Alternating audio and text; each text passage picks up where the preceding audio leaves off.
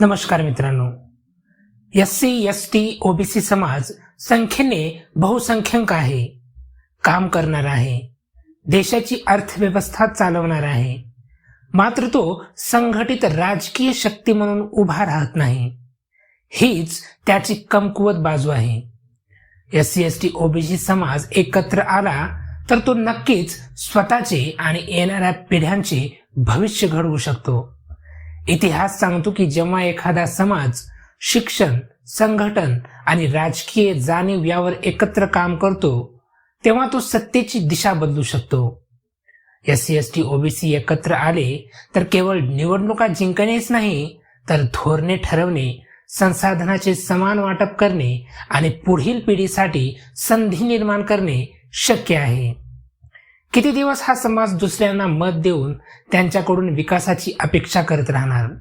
हा प्रश्न खूप मूलभूत आहे.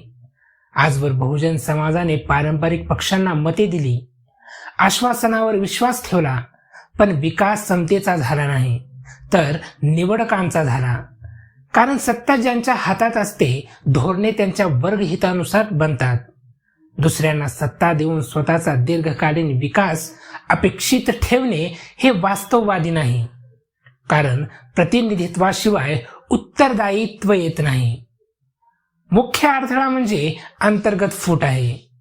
जात, उपजात, धर्म, प्रदेश, भाषा या आधारावर बहुजन समाज विभागला जातो. हे विभाजनच सत्ताधारी वर्गासाठी सर्वात सोयीचे ठरते. जोपर्यंत SC, ST, OBC आपण एक आहोत हा राजकीय विचार स्वीकारत नाही तोपर्यंत बहुसंख्यांक असूनही ते अल्पसंख्याक सत्ताधारी राहतील. भावनिक मुद्द्यापेक्षा शिक्षण, रोजगार, आरोग्य, जमीन, उद्योग आणि प्रतिनिधित्व हे मुद्दे केंद्रस्थानी आणणे गरजेचे आहे. पुढील पिढीचे भविष्य घडवायचे असेल तर काय करणे आवश्यक आहे? प्रथम, शिक्षणात गुंतवणूक आणि गुणवत्तेवर भर. दुसरे, स्थानिक पातळीवर संघटन, नेतृत्व तयार करणे आणि स्वच्छ प्रतिमेचे उमेदवार उभे करणे. तिसरे, आपला माणूस नव्हे तर आपला कार्यक्रम पाहून मतदान करणे. चौथे, स्वतंत्र राजकीय व्यासपीठ किंवा बहुजन केंद्रित युती मजबूत करणे. आणि पाचवे, सतत प्रश्न विचारणारी जागरूक मतदार शक्ती तयार करणे. SC, ST, OBC समाज किती दिवस दुसऱ्यांच्या दयेवर राहणार? हा प्रश्न नसून तो कधी स्वतःच्या ताकदीवर उभा राहणार हा खरा प्रश्न आहे. जर आजही एकत्र येऊन ठोस राजकीय निर्णय घेतला नाही तर पुढील पिढीही तेच प्रश्न विचारत राहील. बदल शक्य आहे पण तो संघटन, जाणीव आणि धाडस याशिवाय होणार नाही. काही प्रमाणात SC, ST, OBC समाज स्वतःच जातीगत भेदभाव करून आपल्या प्रगतीला अडथळे निर्माण करत आहे. हे कटू पण वास्तव सत्य आहे. हा भेदभाव वरून लादलेला जितका आहे तितकाच तो आतून स्वीकारलेला आणि आचरणात आणलेलाही आहे. यामुळे बहुजन समाजाची एकजूट कमजोर होते, नेतृत्व फुटते आणि राजकीय सामाजिक शक्ती निर्माण होण्याऐवजी विखुरली जाते. SC, ST, OBC मध्ये अंतर्गत जात, उपजात भेदभाव कसा दिसतो? हाही प्रश्न खूप गंभीर आहे. आरक्षणाचा लाभ कोणाला जास्त मिळतो यावरून समाजांतर्गत मतभेद, मोठी लहान जात अशी मानसिकता, एकमेकांशी विवाह, भोजन, सामाजिक संबंध नाकारणे आणि निवडणुकीत फक्त आपल्याच जातीच्या उमेदवाराला मत देण्याची प्रवृत्ती हे सगळे अंतर्गत भेदभावाचे प्रकार आहेत. परिणामी व्यापक बहुजन हितापेक्षा संकुचित जातीय हितांना प्राधान्य दिले जाते. हा भेदभाव प्रगतीला कसा अडथळा ठरतो? पहिला अडथळा म्हणजे संघटनाचा अभाव. एकत्र येऊन दबाव गट तयार झाला नाही की सत्ताधाऱ्यांना जबाबदार ठरणे कठीण होते. दुसरा अडथळा म्हणजे नेतृत्वाची कमजोरी. नेते घडण्याऐवजी जातीय स्पर्धा वाढते. तिसरा अडथळा म्हणजे राजकीय सौदेबाजी.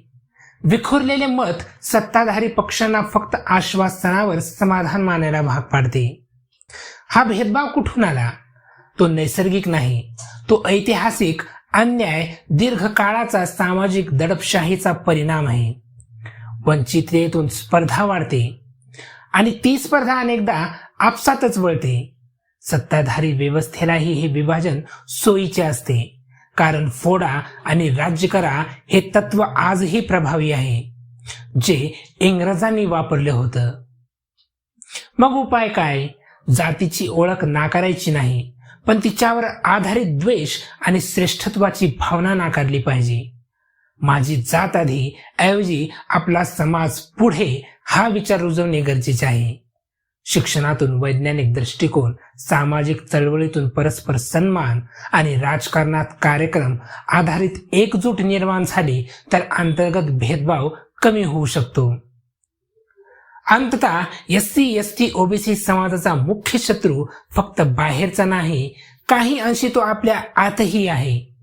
जोपर्यंत अंतर्गत जातीय भेदभावावर मात होत नाही तोपर्यंत बहुसंख्य असूनही हा समाज प्रगतीच्या शिखरावर पोहोचू शकणार नाही. बदल शक्य आहे, पण तो आत्मपरीक्षण, एकजूट आणि दीर्घकालीन दृष्टिकोनातूनच येईल. SC/ST आणि OBC समाजाने जातीचे व राजकीय समीकरण समजून घेणे अत्यंत आवश्यक आहे, कारण भारतीय लोकशाहीत केवळ लोकसंख्या महत्वाची नसून ती कशी संघटित होते आणि ती कोणत्या दिशेने मतदान करते हे निर्णायक ठरते. SC/ST OBC मिळून देशातील सुमारे 70 ते 75% लोकसंख्या असतानाही त्यांचे राजकीय प्रतिनिधित्व, आमदार, खासदार किती प्रमाणात कमी आहेत.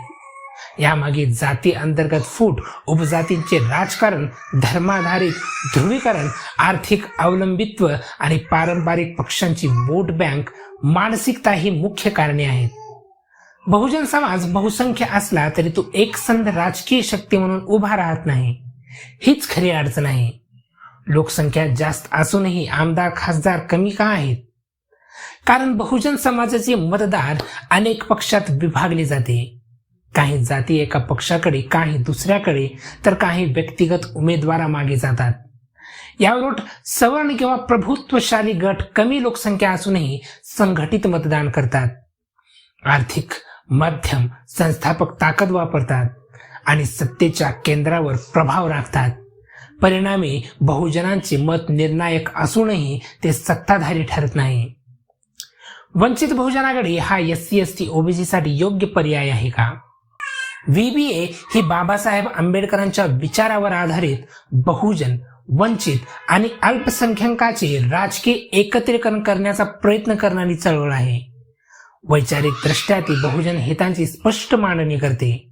मात्र निवडणूक यशासाठी केवळ विचार पुरेसे नसतात. संघटन, स्थानिक नेतृत्व, संसाधने, व्यापक युती आणि सातत्यपूर्ण जनाधार आवश्यक असतो. त्यामुळे VBA योग्य पर्याय होऊ शकतो, पण त्यासाठी बहुजन समाजाने वैयक्तिक किंवा उपजाती हितापलीकडे जाऊन दीर्घकालीन संघटन उभे करणे गरजेचे आहे. स्वातंत्र्याला 75 वर्षे होऊनही SC/ST OBC ची स्थिती का सुधारली नाही? आरक्षण, शिक्षण आणि काही कल्याणकारी योजना असूनही जमीन, भांडवल, दर्जेदार शिक्षण, उद्योग आणि प्रशासनातील निर्णयक्षम पदावर पुरेसा प्रवेश मिळाला नाही. जाती व्यवस्थेचा ऐतिहासिक अन्याय, ग्रामीण शहरी दरी, खाजगी क्षेत्रातील वंचना, गुणवत्तापूर्ण शिक्षणाची कमतरता आणि राजकीय इच्छाशक्तीचा अभाव यामुळे अपेक्षित परिवर्तन झाले नाही. अनेकदा विकासाच्या योजना मध्यम वर्गापर्यंत पोहोचतात, पण सर्वात तळाच्या घटकापर्यंत पोहोचण्यात अपयशी ठरतात.